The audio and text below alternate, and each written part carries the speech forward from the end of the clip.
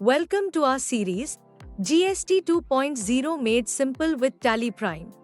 अपने पहले एपिसोड में हमने GST 2.0 के अंदर अनाउंस किए गए मेजर चेंजेस पर बात की थी।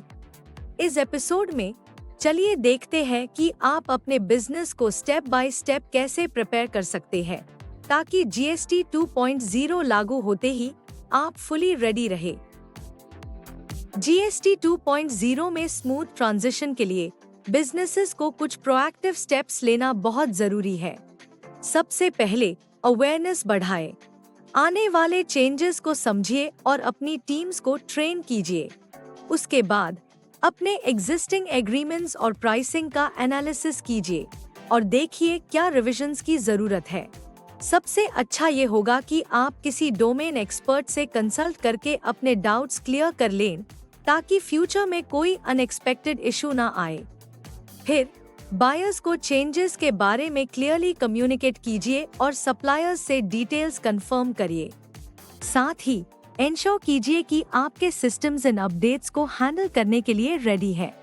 और सबसे इम्पोर्टेंट, कंप्लायंस को प्रोएक्टिव रखिए ताकि एक्यूरेसी बनी रहे और ऑब्जेक्शंस रिजॉल्व करने के लिए पर्याप्त समय मिल जाए। GST 2.0 का एक इम्पॉर्टेंट एस्पेक्ट है अनसोल्ड स्टॉक पर मैक्सिमम रिटेल प्राइस यानी MRP का रिवीजन। ये मैन्युफैक्चरर्स, पैकर्स और इम्पोर्टर्स पर लागू होता है और वैलिड रहेगा 31 दिसंबर 2025 तक या फिर जब तक स्टॉक खत्म ना हो जाए, जो भी पहले हो। रिवाइज्ड MRP को आप प्रिंट या स्टिकर के थ्रू शो कर सकते हैं, लेकिन ओरिजिनल प्राइस क्लियरली विजिबल रहना चाहिए। ध्यान रहे, MRP में चेंज GST के हिसाब से होना चाहिए और कंपनीज द्वारा ओवरचार्जिंग नहीं किया जाना चाहिए। इसके अलावा न्यूज़पेपर्स में कम से कम 2 पब्लिक नोटिसेस देना कंपलसरी है और डेडलाइन तक आप एग्जिस्टिंग पैकेजिंग मटेरियल का इस्तेमाल कर सकते हैं। इस एपिसोड के अंत में हमने देखा कि आप अपने बिजनेस को GST 2.0 के लिए कैसे प्रिपेयर कर सकते हैं।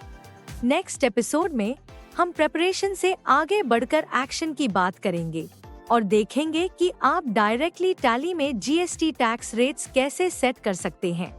जुड़े रहिए हमारे साथ।